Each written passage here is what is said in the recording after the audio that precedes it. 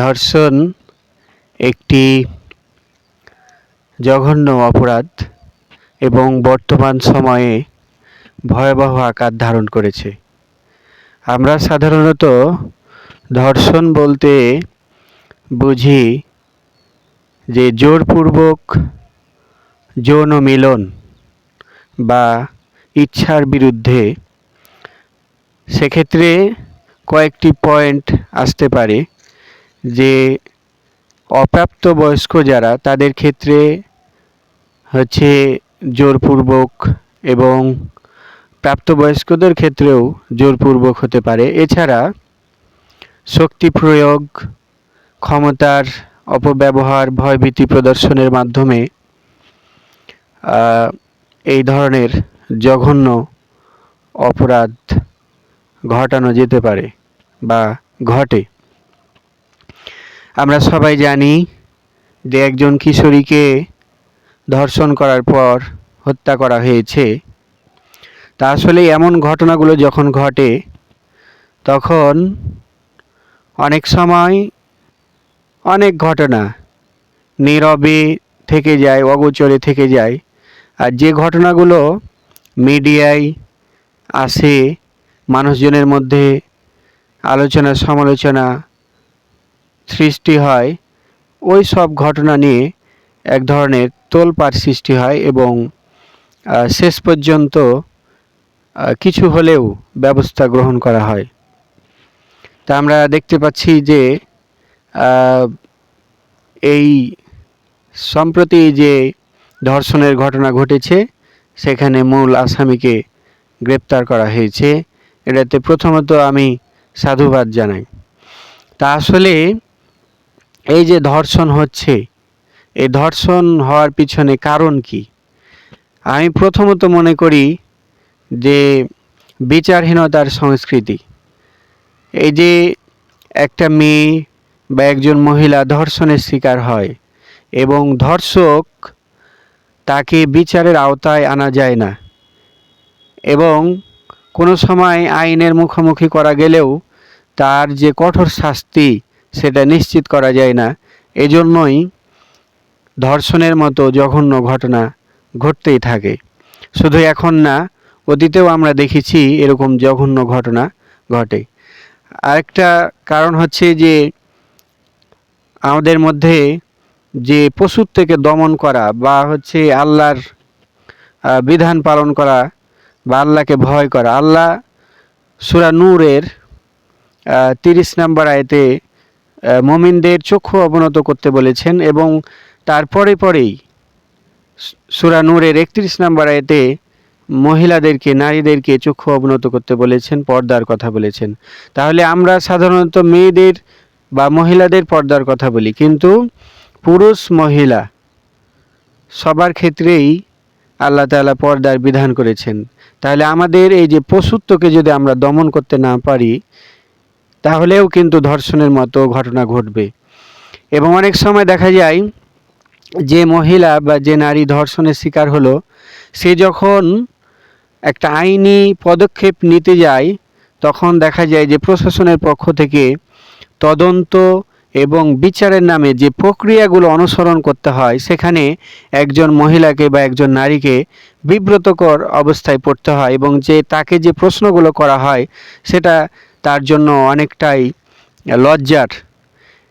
আরেকটা বিষয় হচ্ছে যে আমাদের সমাজ যখন কোনো মেয়ে ধর্ষণের বিচার চাইবে এবং সে বলবে যে আমি ধর্ষণের শিকার হয়েছি, আমাদের সমাজের মানুষ তাকে খুব তুচ্ছ তাচ্ছিল্য করবে এবং তাকে মন্দ মানুষ হিসাবে বিবেচনা করবে। এটিও একটি কারণ। আরেকটি কারণ হচ্ছে যে সিস্টেম ক্রাইসিস।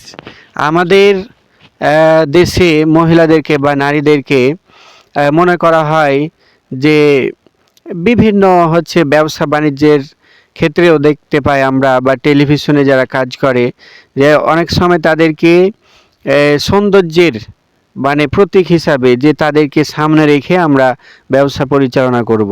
এটাও একটা যে অন্যতম কারণ।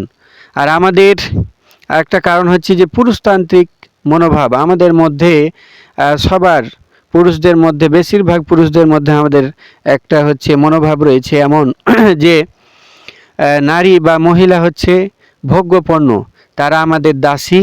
তাদের হচ্ছে যে তাদের কাছ থেকে আমরা শুধু শারীরিক চাহিদা মেটানোর একটা বস্তু হিসাবে আমরা তাদেরকে মনে করে থাকি, এটাও একটা কারণ। আরেকটা কারণ হচ্ছে যে এই যে স্মার্টফোনের সহজলভ্যতা, আমরা এখন বর্তমান সময়ে সবার হাতেই স্মার্টফোন, এবং স্মার্টফোনে বিভিন্ন অশ্লীল ভিডিও, পর্নোগ্রাফি আমরা দেখছি, এবং আমাদের চরিত্র কিন্তু ধ্বংস হচ্ছে। যখন আমরা খারাপ ভিডিওগুলো আমরা দেখব বা দেখছি, তখন আমাদের মধ্যে একটা হচ্ছে শয়তান ওয়াসওয়াসা দিচ্ছে এবং মন্দ কাজের দিকে আমাদেরকে প্রভাবিত করছে। আমাদের যদি এই ধর্ষণের বিচার হতো এবং আইন তার নিজস্ব গতিতে চলতো, প্রভাব বিস্তার করা না হতো, এবং সমাজের প্রভাবশালীরা যারা হচ্ছে বিচারকের ভূমিকায় অবতীর্ণ হয়, তারা যদি সুবিচার করতেন, ন্যায় বিচার করতেন, তাহলে ধর্ষণ অনেকটা কমে যেত। যেমন হযরত উমর রাদিয়াল্লাহু তাআলা আনহু, তিনি তার ছেলে অপরাধও ক্ষমা করেননি। তাহলে আমাদের যারা জনপ্রতিনিধি, যারা রাষ্ট্র পরিচালনায় নিয়োজিত রয়েছেন, আমাদের যারা অভিভাবক, তাদেরকেও কঠোর হতে হবে এবং সুবিচার নিশ্চিত করতে হবে। এবং মহিলাদেরকে ইসলাম যে সম্মান দিয়েছে, মা হিসাবে, বোন হিসাবে, স্ত্রী হিসাবে যে সম্মান দিয়েছে, আমাদেরকেও ব্যক্তি হিসাবে তাদেরকে সে সম্মানের জায়গায় রাখতে হবে। একজন মহিলা বা নারী যখন রাস্তায় চলাচল করে, তখন আমাদের সবাইকেই এই মনোভাব রাখতে হবে যে এই মহিলা আমার মতো কোনো না কোনো ব্যক্তির, কোনো না কোনো মানুষের মা, বোন, স্ত্রী, কাছের কেউ।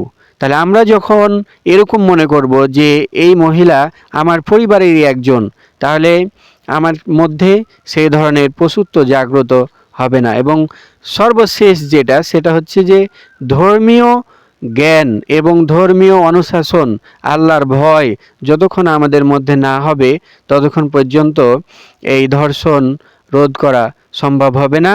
এবং আইনের বিচার হচ্ছে যে নিশ্চিত করতে হবে, সুশাসন নিশ্চিত করতে হবে, এবং আইন শৃঙ্খলা রক্ষাকারী বাহিনী, আইন প্রয়োগকারী সংস্থা, জনপ্রতিনিধি, সমাজের মানুষ সবাইকে ধর্ষণের বিরুদ্ধে ঐক্যবদ্ধ হতে হবে এবং ধর্ষণের মূলোৎপাটন করতে হবে।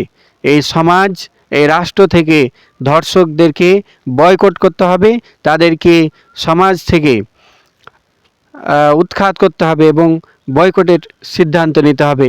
তাহলে আমার মনে হয় যে ধর্ষণ কিছুটা হলেও কমে আসবে। তো এই ছিল মোটামুটি। ধন্যবাদ সবাইকে।